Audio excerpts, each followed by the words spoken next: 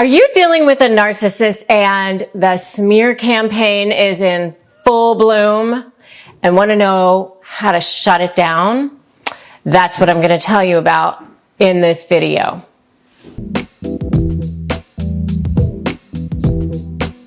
Hi, I'm Rebecca Zung. I have been recognized as one of the top 1% of attorneys in the country, and I've written a couple of best-selling books, Negotiate Like You Matter and Breaking Free, a step-by-step divorce guide. And most importantly, what I know how to do is shut down narcissists. What I know how to do is help you get out of the relationship with the narcissist in a way that allows you to feel whole and complete and ready to begin a new beginning and a new future.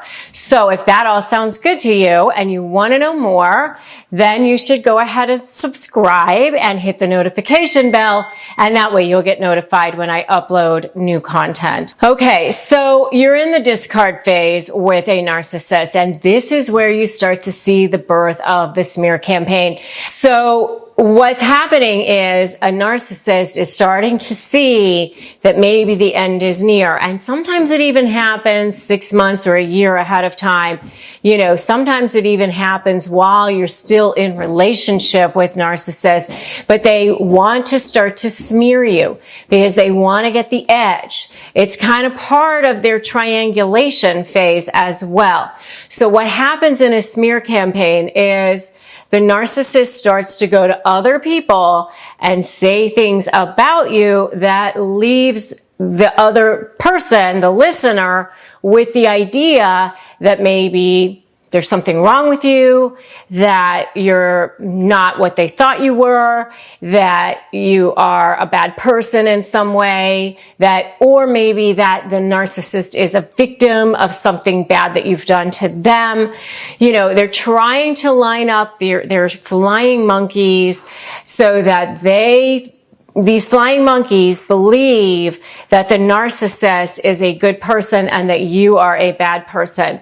And it especially happens in the discard phase. And if they're more of a covert narcissist, they might start to say things, you know, many months ahead of time, like, oh, you know, she forgot about the kids and didn't feed them dinner, but, you know, she's got so much going on, and, you know, sort of like a kind of a good thing about you, but also sort of like a smearing of you, something like that.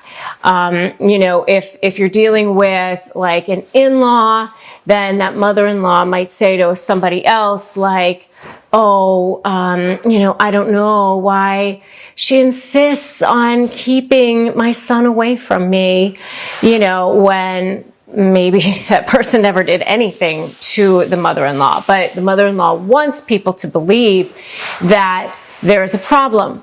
You know, maybe it's, you know, oh, they're not taking good care of the kids or something like that. You know, they just start to like embed little seeds of doubt in other people's minds that say, you know what, maybe there's something wrong with this person, or I've heard things, you know, about this person. And we as human beings, we tend to take all of that stuff in. I mean, that's why National Enquirer and all of these kind of more smutty sort of magazines, they say things about celebrities like, you know, so-and-so was drunk, you know, in public in a bar, and it could be completely wrong. It could be that they weren't even at that bar, or maybe they just showed up over there and had one drink and left. But it becomes this story, and now there's that seed of doubt. Now, every time you see that actor or actress, you think, wonder if that person has a drinking problem. I heard that person has a drinking problem. And especially if it gets picked up by, you know, some media that ends up being sort of more reputable or whatever. And the same thing happens in a smear campaign with narcissists. They end up kind of just saying just enough. They're really masters at saying just enough, like sprinkling in a few kernels of truth so that it sounds believable. It sounds plausible. That seems to be what's actually going on there. And so they will do this so that they can try to get control over you, or try to take you down, try to break you in some way, try to make you go crazy, all of those things that they try to do to get their narcissistic supply. They got to get that hit of narcissistic supply. And if you want to know more about narcissistic supply, check out my video on narcissistic supply. But it's their lifeblood. It's what they need to live on. So one of the things that you can do to shut down this smear campaign is really to just ignore it and just not give it any life. Don't feed the fire. Don't go back to the other person and try to correct things or whatever. If they're saying things in court, like let's say they said things in a pleading or an motion or something like that, you can respond in a way that you need to respond to, maybe formally, with a denial in a pleading or something like that. Or you can potentially wait until you have to testify or be in a deposition, and then allow your attorney to ask the proper questions to elicit your response so that you can actually respond to whatever it is that they might have said, if it's necessary to even respond. But sometimes, they can send you this super long email about how you are, a deadbeat or a drug abuser or a wife beater or whatever it is that they're saying.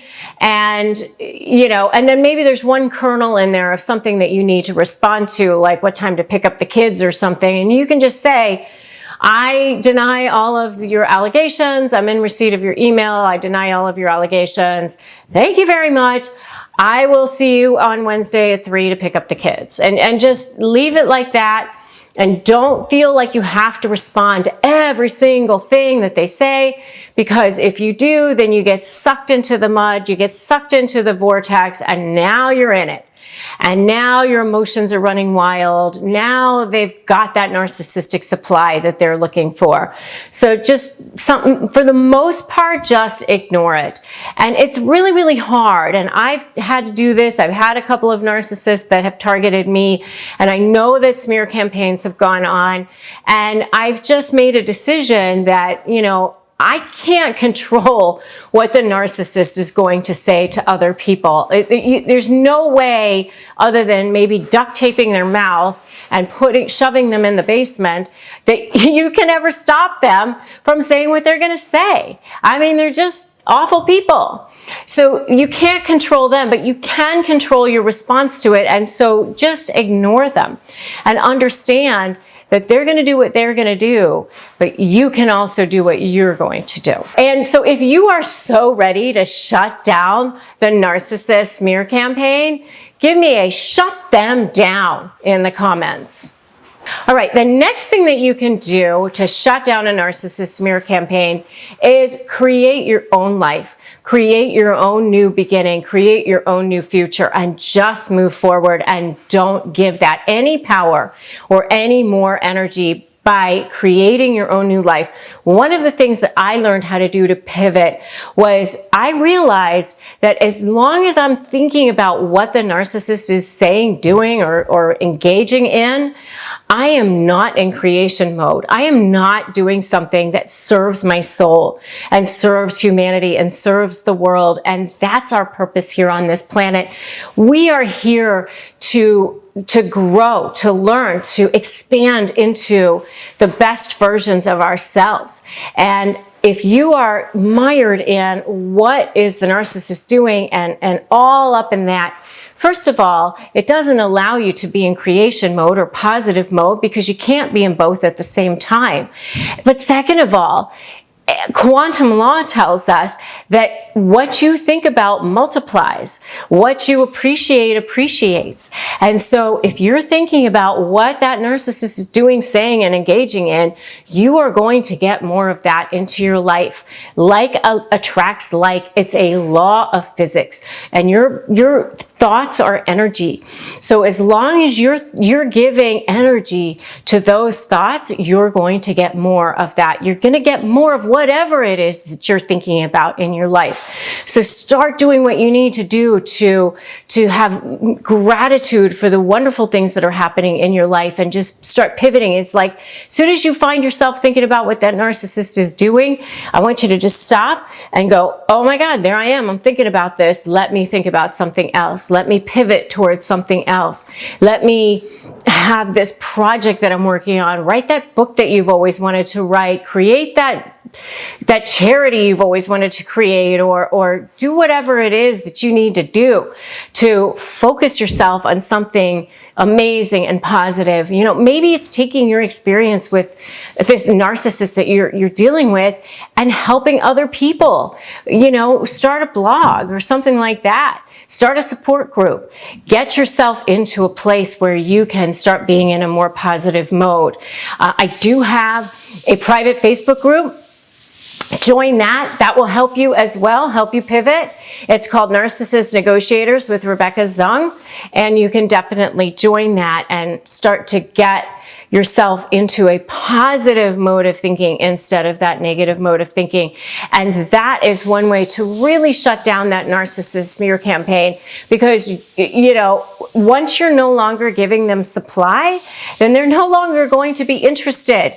They're just like predators looking for supply everywhere they can. And if they're not getting it from you, then they won't be interested anymore. They will want to have to go get it from somewhere else.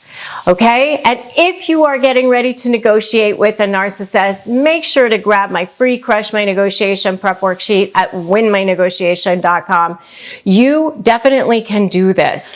It's just a matter of mind over matter, and just take one step at a time. And that's what I'm here to help you do. So if you like this video, give it a like. Also, make sure to share it so that others who are dealing with narcissists can get this information. 1 in 10 people are narcissists. They are hurting a lot of people in this world. I've had to deal with it. You're having to deal with it. So are others. So make sure to share it and drop me that comment. And also, if you like all the content on this channel and you are finding it helpful, then go ahead and subscribe and hit that notification bell. I'm Rebecca Zung. I'm so glad that you stopped by my channel today, and I wish you light, strength, peace, and love. And remember, today is a great day to start negotiating your best life. So let's do this together, and I'll see you in the next video.